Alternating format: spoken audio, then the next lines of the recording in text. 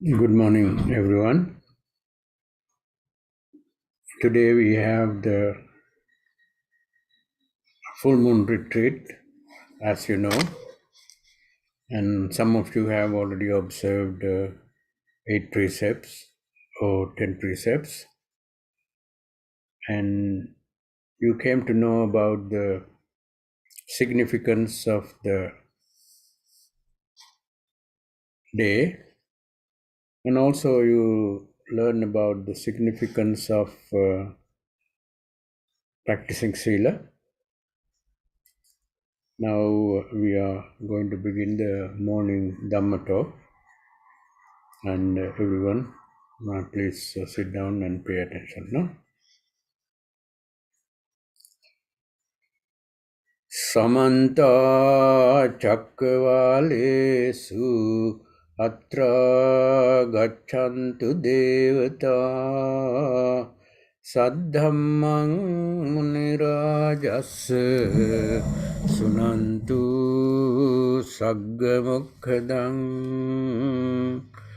Dhamma savana kalu ayang bhadanta Dhamma savana kalu ayang bhadanta Dhamma savana kalu ayang bhadanta Namo tassa bhagavato arahato samma sambuddhassa Namo tassa bhagavato arahato samma sambuddhassa Namo tassa bhagavato arahato samma sambuddhassa Appiccasayang dhammo nayang dhammo mahiccassa Santutthassayang dhammo nayang dhammo asantutthasse Pavivittasayang dhammo nayang dhammo ganasangaramikasse Aradhaviriyasayang dhammo nayang dhammo kusitasse Upatthita satisayang dhammo nayang dhammo mutthasatis Samahitasayang dhammo nayang dhammo asamahitas Panyavantasayang dhammo nayang dhammo duppanyas Nippapancharamas dhammo nippapancharatino nayang dhammo nippapancharamas papancharatino ti. This is something that you can find in the Anguttara Nikaya Attaka Nipata. Anguttara Nikaya, as you know, one of the earliest Buddhist texts. Digha Nikaya is one, Majjhima Nikaya is one, Sangyutta Nikaya is one, Anguttara Nikaya is the next one, Khuddaka Nikaya is the other collection of the Buddha's teaching. Digha Nikaya means long discourses of the Buddha. And Majjhima Nikaya is the middle-length discourses of the Buddha. Sangyutta Nikaya is a collective discourses of the Buddha. That means it's different collection of teachings of the Buddha according to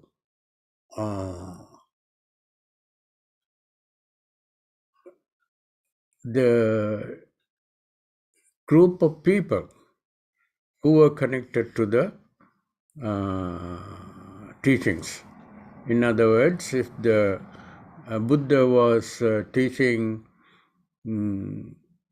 Devas, many occasions, many devas came to see the Buddha and ask questions and learn Dhamma from the Buddha. Anything that Buddha taught for the devas is called Devata Sangyutta. And then if the King Kosala constantly visited the Buddha to listen to Dhamma and ask his questions, and at that time those collection teachings of collected in the Kosala Sangyutta. That is the Sangyutta Nikaya, was collection of teachers and collections of teachings under different topics of that kind. And then the Anguttara Nikaya is collected according to the numbers. In the Dhamma, when the Buddha speaks, he is so specific about many of his teachings, like Four Noble Truth. If anyone want to become enlightened, you have to have the full understanding of the Four Noble Truth. So then, in the Four Noble Truth, the fourth Noble Truth is called Eightfold Path. There's 8 things. So always 8. Then sometimes Dasa Dhamma, 10. 10 major things that any person who is practicing Dhamma should be remembered. Dasa Dhamma, followed, contemplate on. So under 10. So today I mentioned about 8 things. It's called Atta Maha Purisa Vitakka. Atta 8 great Mahapurusha is great beings. Vitakka means contemplation, or things that they should contemplate on, think about. So Atta Mahapurusha Vitakka. So this is in the collection of 8 of the Anguttara Nikaya. So starting from 1 until I think it's 30 something numbers are discussed in the Anguttara Nikaya. We call it teachings of numerical order. Numerical order. It collected under the numerical order. If the Buddha one time said, I don't see anything in this whole world that a person's mind is obsessed by, a man's mind is obsessed by the female figure. I don't see anything else that woman's mind get obsessed by the male figure. That is the beginning of the Anguttara Nikaya. Once, there are many ones. There is one thing, one person in this world who illumines the whole world. That person is called the Buddha. Some things like that. Okay? So anyway, this 8 worldly, 8 great, 8 contemplations of a great being. It's not the teachings of the Buddha himself, but he approved it personally. One time, Anuruddha Mahathera, one of the 80 disciples, great disciples of the Buddha. Buddha had many great disciples. And 80 male disciples and 80 female disciples appointed by the Buddha for different skills. Aniruddha Mahathera is very famous for being secluded and not enjoying the groups, but always live away from the crowd. One time, Aniruddha Mahathera, Arahant Aniruddha, was living in a secluded area in a countryside, far away from Jetwanarama, which is the Savatthi, one of the biggest cities. And he was in a forest meditating. And secluded by himself and thinking about amazing things about the Dhamma. When he was thinking about the Dhamma, he came with these 8 thoughts, 8 ideas related to the teachings of the Buddha. And one evening, he was going through these 8 ideas related to the Buddha, related to the Buddha's teaching. And he went back and forth thinking about these 8 ideas. And Buddha was living at a place called Sansumaragiri, maybe about 200 miles away from where Venerable Anuruddha was. When Venerable Anuruddha was thinking about these amazing ideas about the teachings of the Buddha,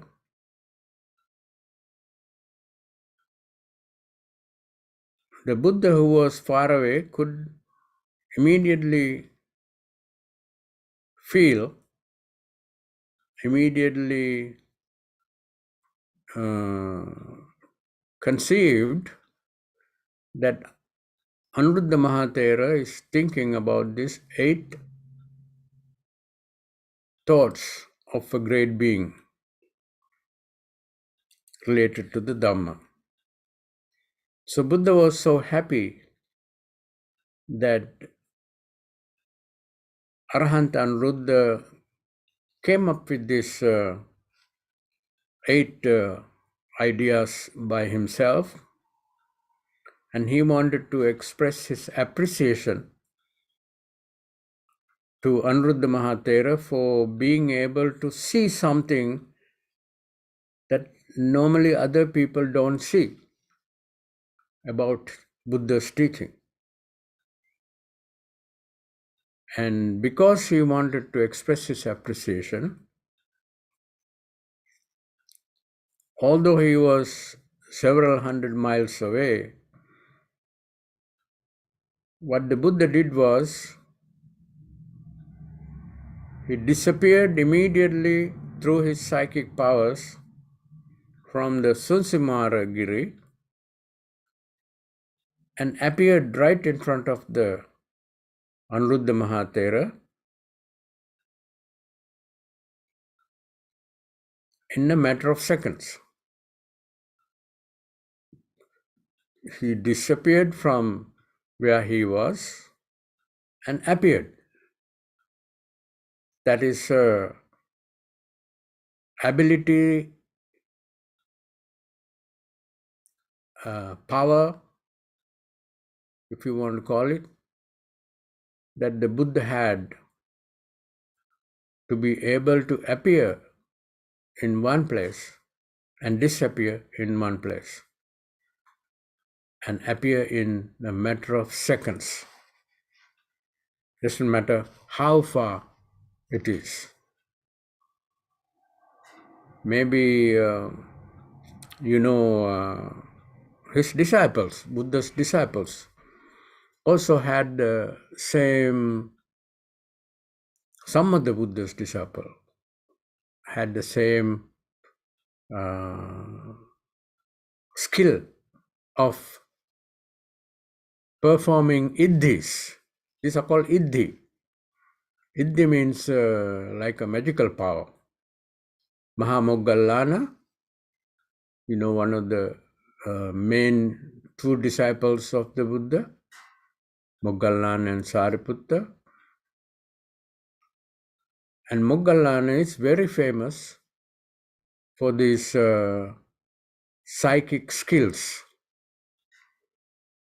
One time he was in a little hut meditating all by himself, and some robbers, according to his bad karma in the past lives, he was beaten by the robbers and killed by the robbers.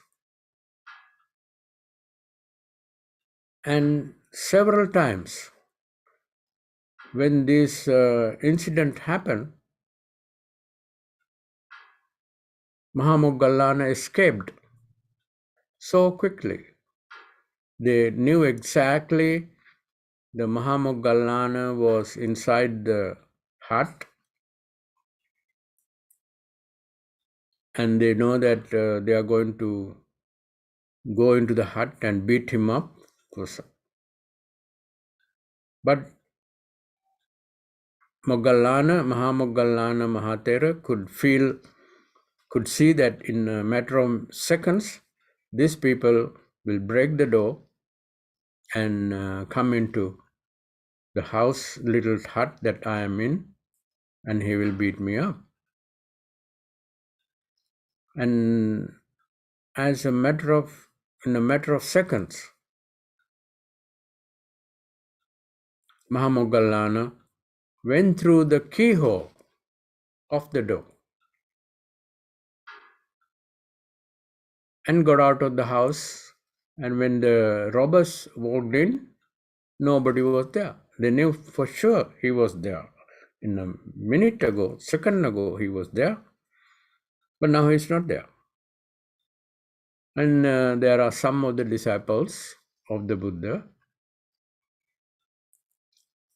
even had the skill of going from one planet to the other planet in the space. That's a long distance. Using their psychic powers. It's not flying, but appearing and disappearing. Appear in one planet and go to another planet in a second. And then go to another planet. What was he looking for? He was looking for the end of the world. His name was Kevata Thera. And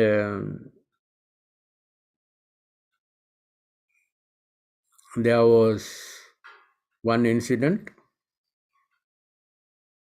that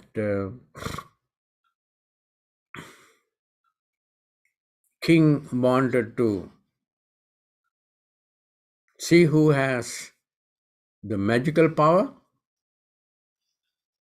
and he set up a huge tall pole, like tall electrical lines that power and poles that we have in some faraway areas, tall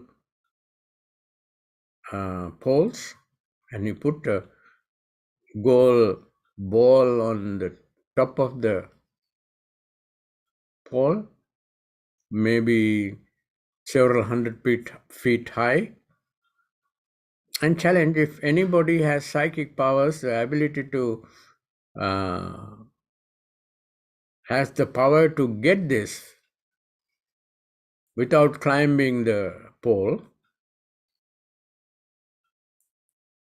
show us. Nobody at that time accepted the challenge, and one of the monks thought, we are Buddhist monks, if we don't accept this challenge, it is not good for the Buddhist disciples who have been meditating and improving their psychic skills. This monk flew in there and picked up the gold ball and came down. What he did was, he was showing his ability to prove that he has magical powers as a disciple of the Buddha. One of the purpose may be to impress people about the skills of the Buddha's disciples, the meditative skills. So when you meditate, that is how you gain these psychic skills. And when this message was taken to the Buddha that so and so performed magic in public to show off, and Buddha established a Vinaya rule for the monks not to do anything to show off like this, because magical power is not the one that the Buddha wanted to emphasize from his teaching. What did he really want? He really wanted to prove that complete elimination of all defilements of the mind is possible. It's the most magical thing that a person can eliminate all greed, hatred, and ignorance, and stop all the influences, asava, all the influences that come from outside to make him angry, make a person sad, make a person lustful, make a person hateful. These things happen outside, it affects the person. But the Buddha wanted to teach, whatever happened outside, it never affect your mind and make you negatively influenced by those conditions outside. That is the main purpose of the Buddha's teaching, to refine the mind, not to perform magic. Perform magic can be done anything. Remember that one occasion, Buddha was waiting by the river for the boatman to come from other side to this side, so Buddha can get into the boat and cross the river. And at that time, Venerable Ananda, one of the disciples, said that, while they are waiting for the boatman, there was another person who was able to perform magic, who was not Buddha's follower. There were many different religions at the time, different teachings, and there were people who practiced meditation to a higher level and gain some psychic skills. And this man, while Buddha was standing by the river, he just walked through the river. And Buddha was standing, waiting for the boatman to come back from other side of the river to this side. And one of the disciples said, Lord, it is so shameful for us. Someone like you are waiting for the boatman, but this other person who had psychic powers could walk on the river, water, and went to the other side, and that is shameful for us. And Buddha said, Ananda, how much does that boatman charge to go from this side to the other side? Take somebody to this from this side to the other side. Venerable Ananda said, he charged about 50 cents. Then Buddha said, that man, what that man did was something that worth only 50 cents.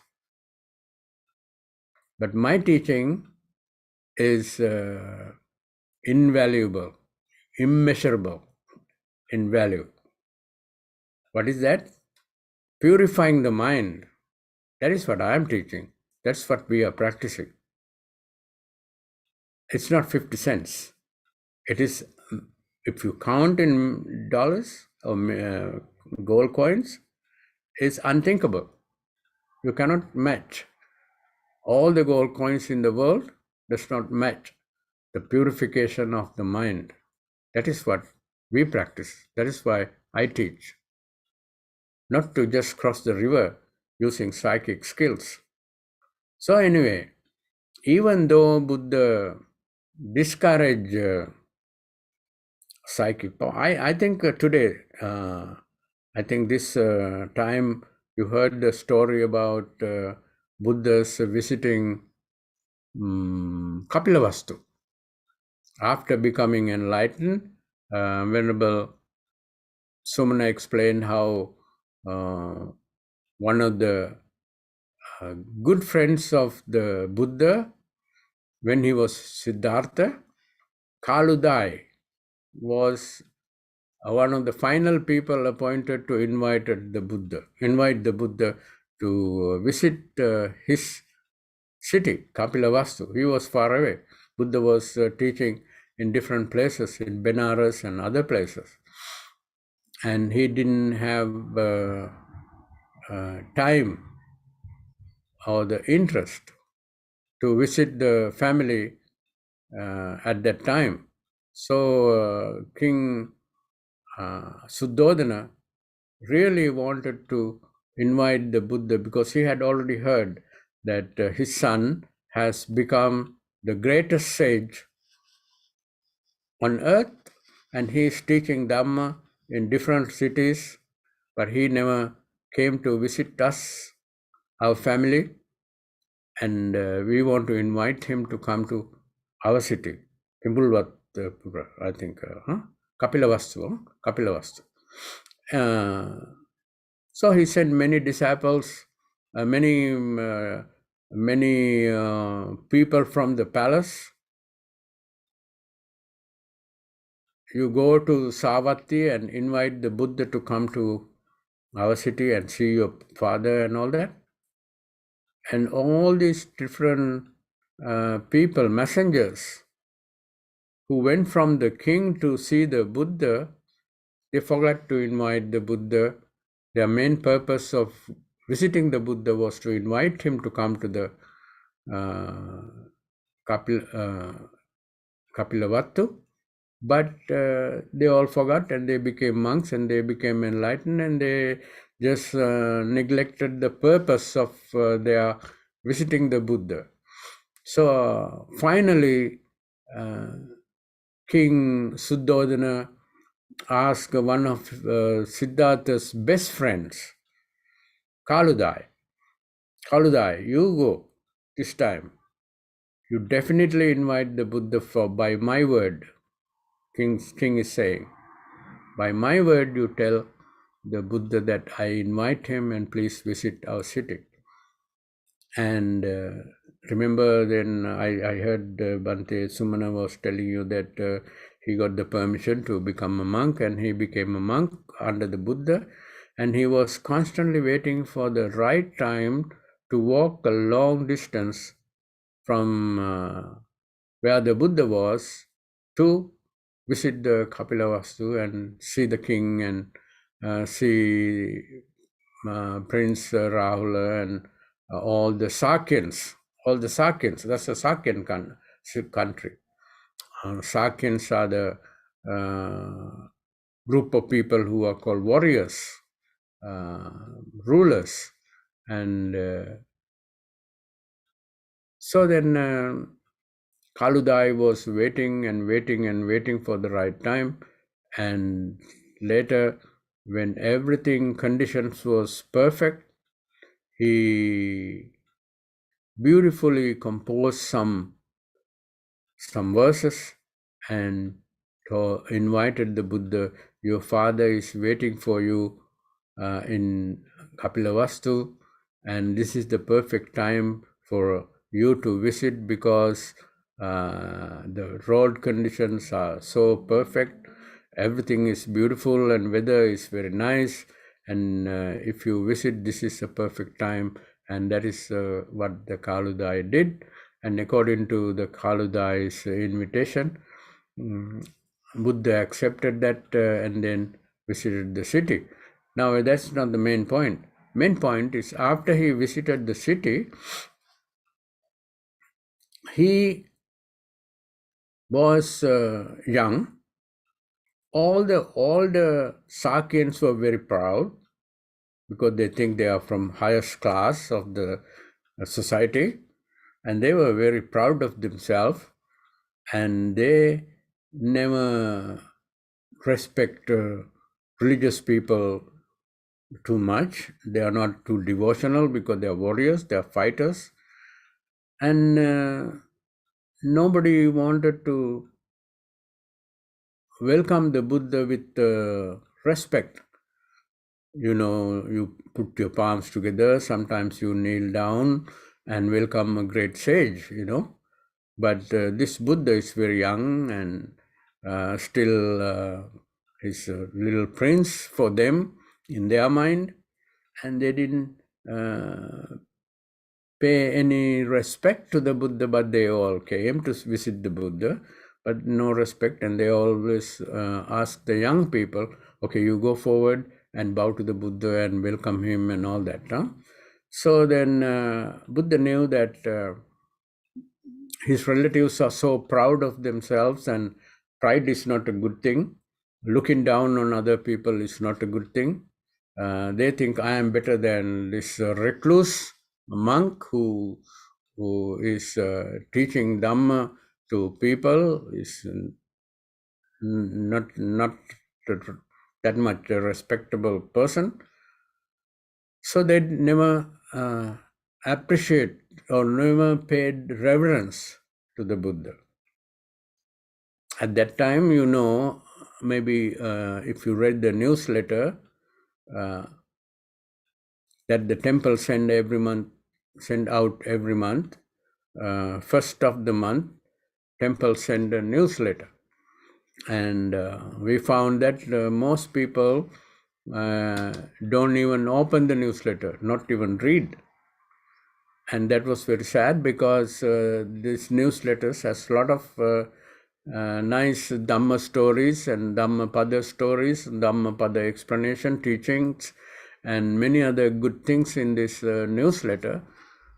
But most of our members, we found, don't even open the email. And that was very sad for the people who work on the newsletter, because they work hard to share the Dharma and share news about the temple and all that. And I would like you to open the newsletter and read some of those things. In that newsletter this month, the story of Buddha visiting the Kapilavastu is there. And this story that I am telling you is already written in there briefly. And Buddha knew that these people are so proud and I want to kill their pride. What should I do? So what the Buddha did was he performed Yamaka Maha Patihariya. Is a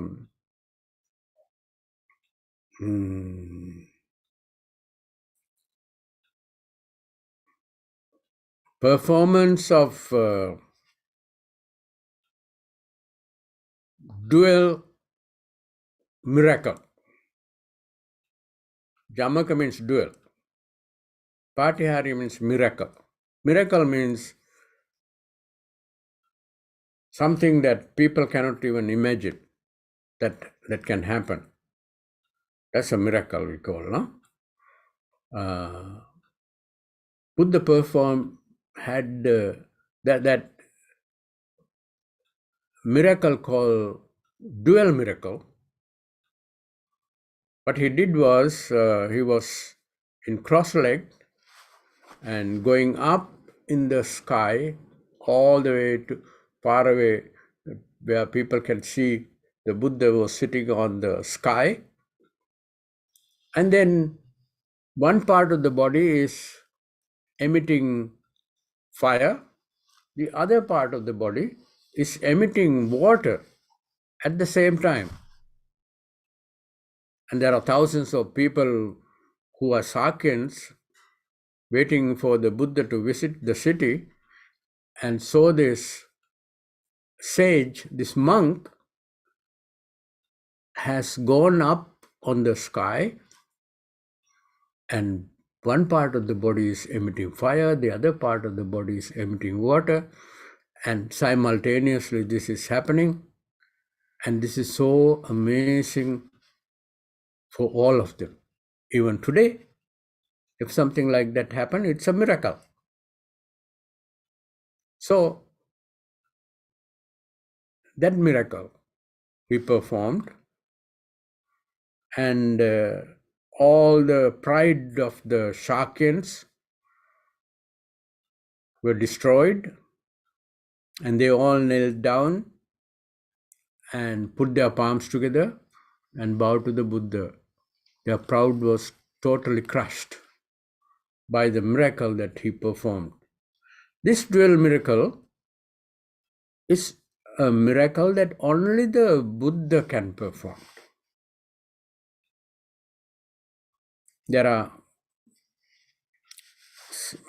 miracles that Moggallana can perform, maybe some other religious leader who meditate a long time and develop psychic skills can perform some miracles. But dual miracle can be performed only by the fully enlightened one, only by the Buddha. Another time he performed this miracle was when the Shakyans and Kolyans were trying to kill each other. They are all relatives. They are all Shakyans. And they were having problem sharing the water of a river for their agricultural work. Because of the dispute of who owns the right to use the water from this river. So they had the conflict, and then conflict led to a war, and everybody is now in the battlefield, and they are ready to kill each other, sharpening their knives and preparing their arrows and bows and all the weapons, and everybody is so busy. And that morning, Buddha has the practice of performing of miracle of great compassion. Buddha performed that miracle not for other people to see, but for him to help, how to help the people. Miracle of great compassion. Maha Karuna Samapatti. He always, first thing in the morning, early morning, he sit down and he enter into this trance called trance of great compassion. And then he sees the world, and using that trance, he can see who can use my help the most today? Buddha is always helpful to people, compassionately, kindly help people to alleviate their pains and suffering. And whom could I help this morning? He does that every morning. And then he immediately attend who need his help. When Angulimala was going to kill his mother, first thing in the morning, he looked at the world and he saw, oh, Angulimala is going to kill his mother, and if he kill Angulimala, he would never be able to become enlightened for millions of lifetimes.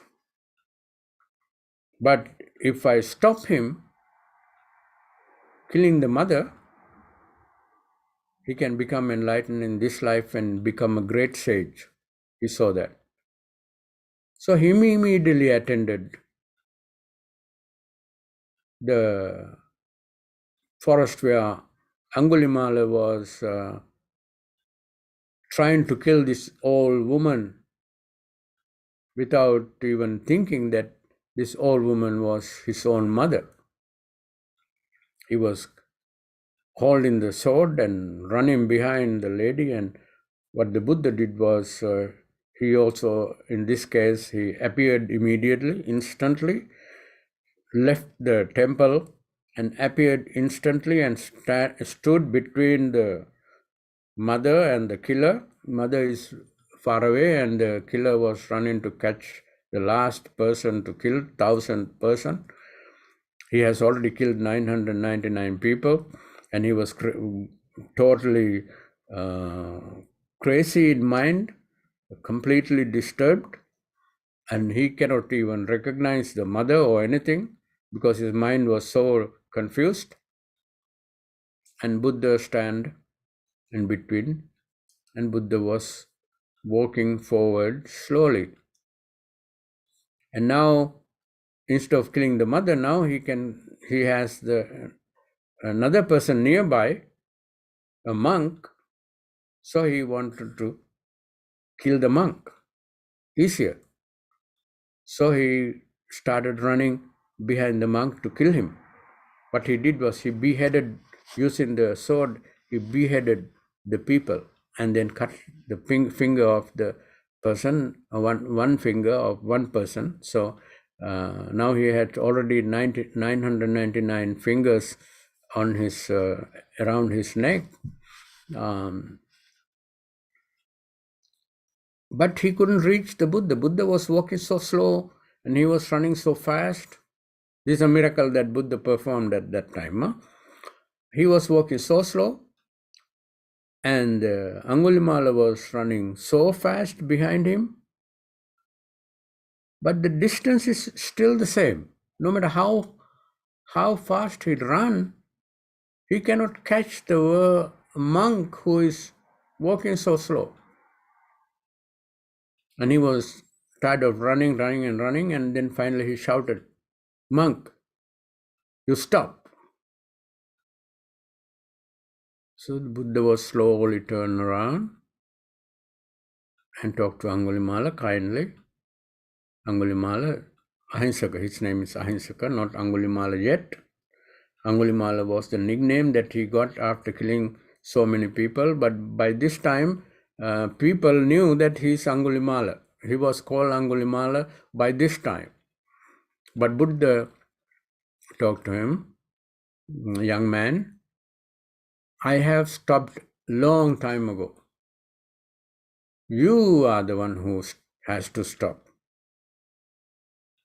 Then monks don't lie. And he said he stopped while he was walking. He was walking all this time and he said, I have already stopped. And you are the one who has to stop. And then he was an intelligent guy and he wanted to know, what do you mean? What do you mean that you stopped? I know you are walking. Then Buddha explained what the stop means. Stopping all the influences that push you around. are the influences, asava. I have stopped all the asavas, and you have to stop. Then he explained, Buddha explained to this young man his Dhamma, and he was paying attention.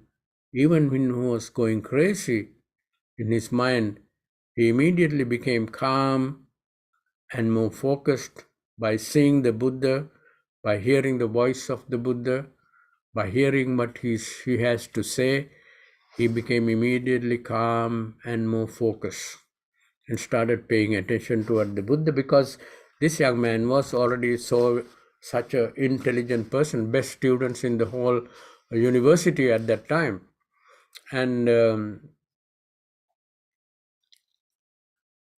that morning, he became enlightened, fully enlightened, and he became an arahant. So the main point here was that Buddha performed that miracle.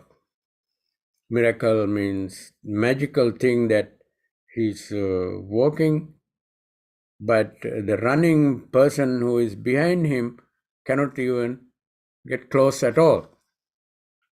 So he was so tired of running, and he was getting calm and already settling down, because he was running and running and running, and he was tired, and his mind was getting tired, his body was getting tired, and that is why he was able to pay attention to what the Buddha was saying at that time.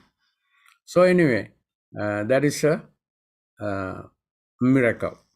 I was talking about the trance of great compassion. So in this day, the Sakyans and Kolyans were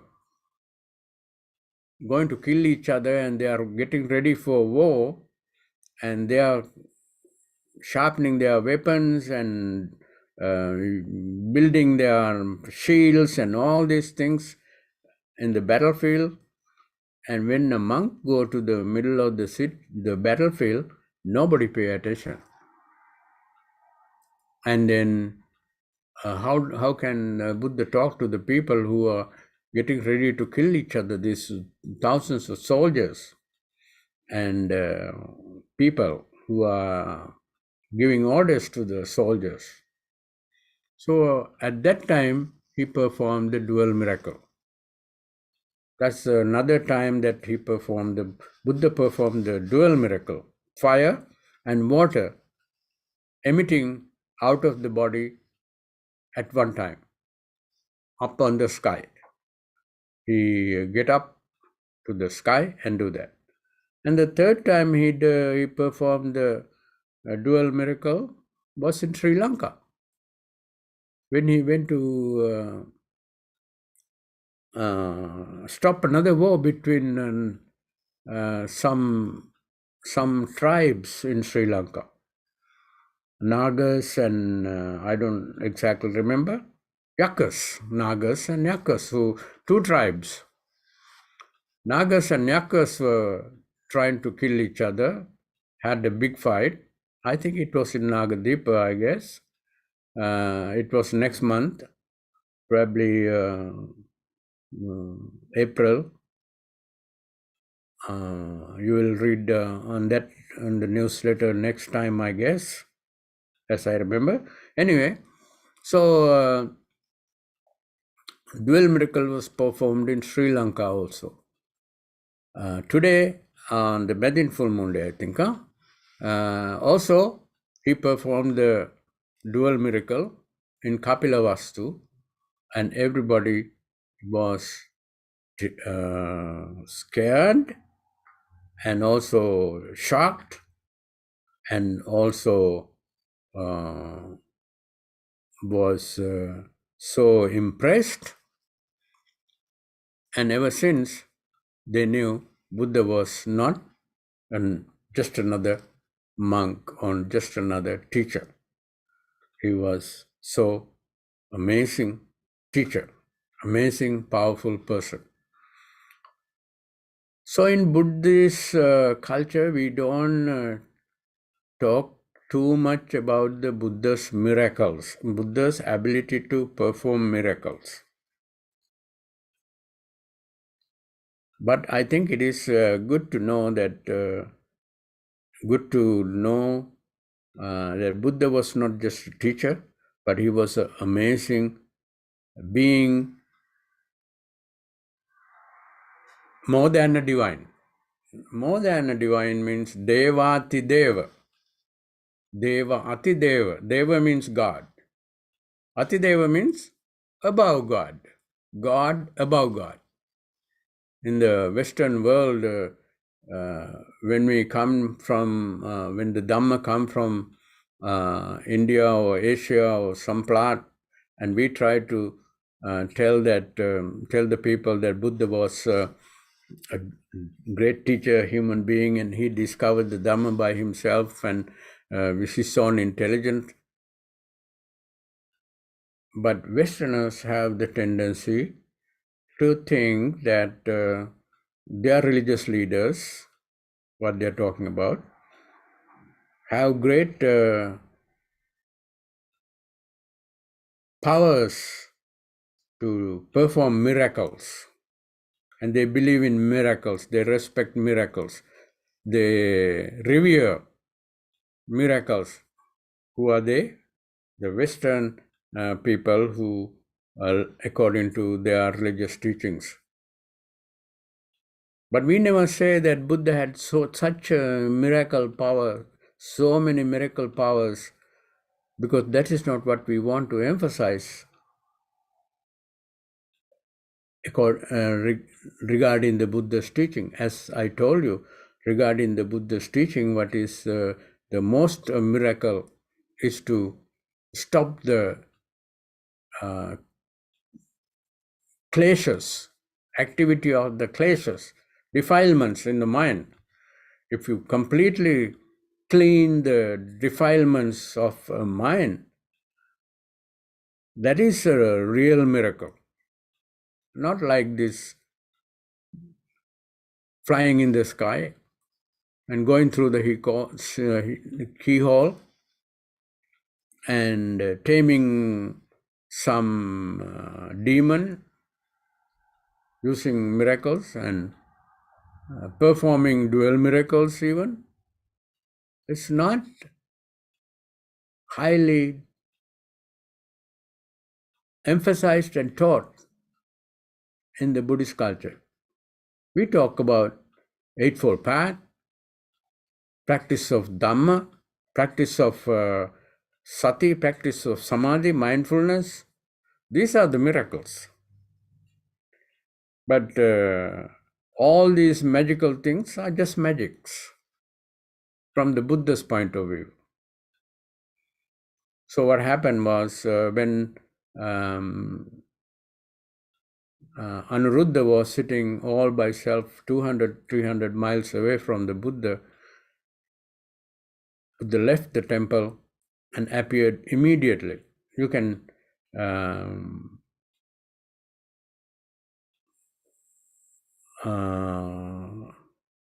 see sometimes this kind of things in Western movies like Star Trek or something. So you just stand there and boom, boom, boom, you disappear. And now he's in some other room. So there's nothing compared to what the sages in India that at that time, even the Jesus was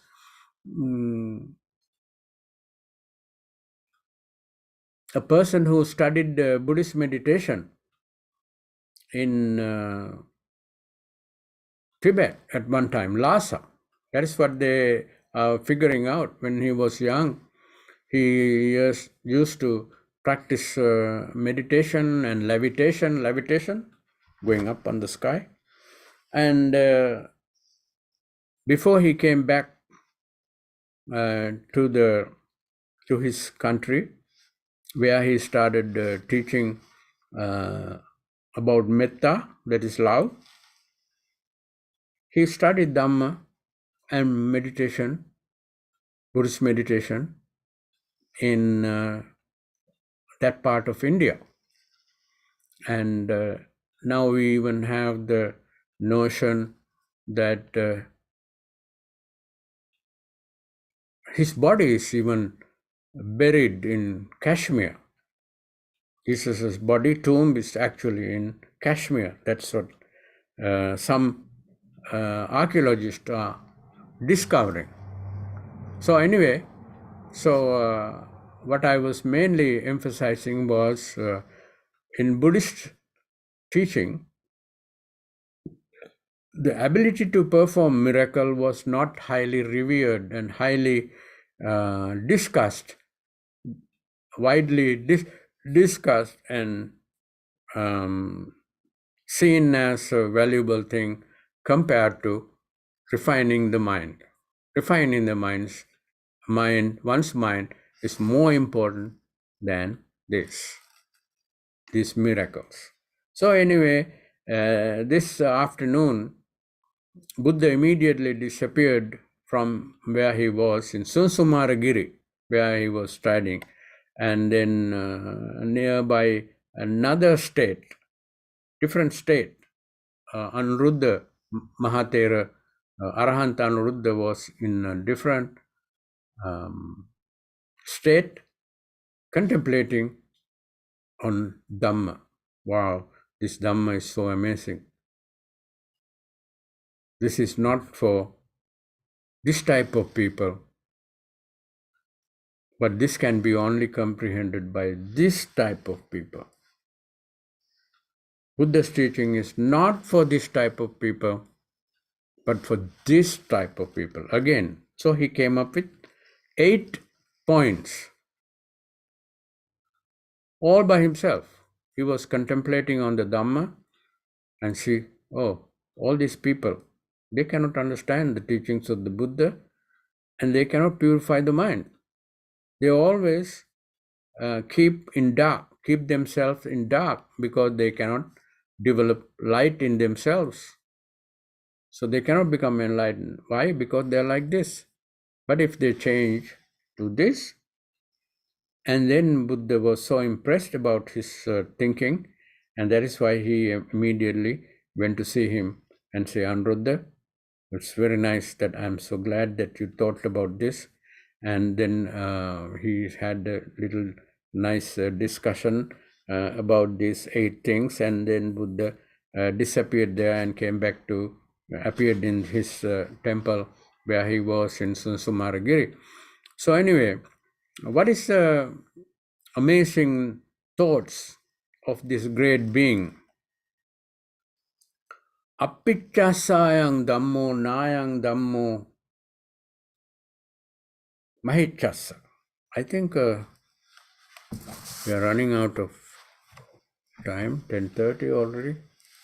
And okay, so I was talking more about miracles than the Dhamma points itself, because maybe this idea of miracle is also very important for us to know that Buddha was not just a teacher, that he had so many other skills, but there are so much. You can write a book on the skills of the miraculous skills of the Buddha, the ability to perform miracles by the Buddha.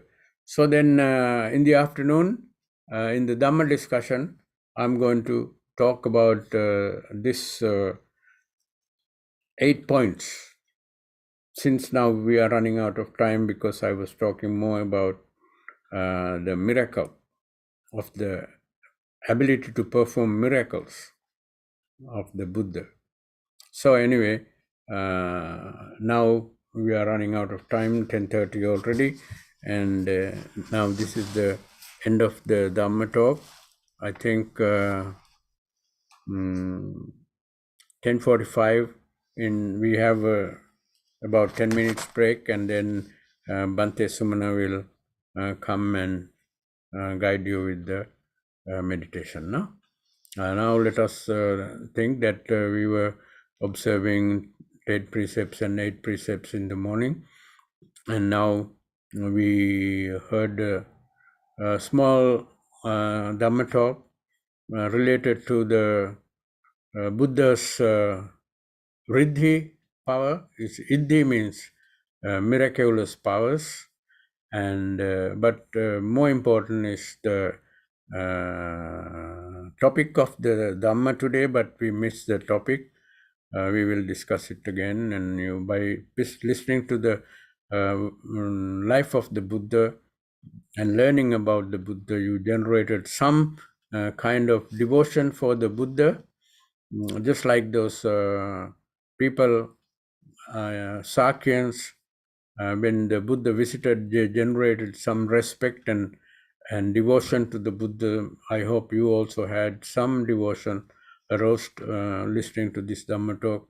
Let us share the merit with all our deceased family members and relatives and friends, thinking may they also be happy and joyful, and finally may they all attain ultimate peace. With these thoughts in our mind, let us recite the Gatha Idam me ñāti nang hotu. Idam me ñāti nang hotu sukita huntu ñātayo. Idam me ñāti nang hotu sukita huntu ñātayo. Idam me ñāti nang hotu sukita huntu ñātayo. Ittavata chamhi samvitang punya sampadang sabbe deva anumodantu sabba sampatti siddhya sabbe bhuta anumodantu sabba sampatti siddhya sabbe satta anumodantu sabba sampatti siddhya. Sadhu, sadhu. Please take a short break and we will be back in something like 10 minutes. Thank you. And always come back and restart the computer or the connection now, because we end the connection now. And before we start the Dhamma talk, meditation, we will start again now. You can always go back to the original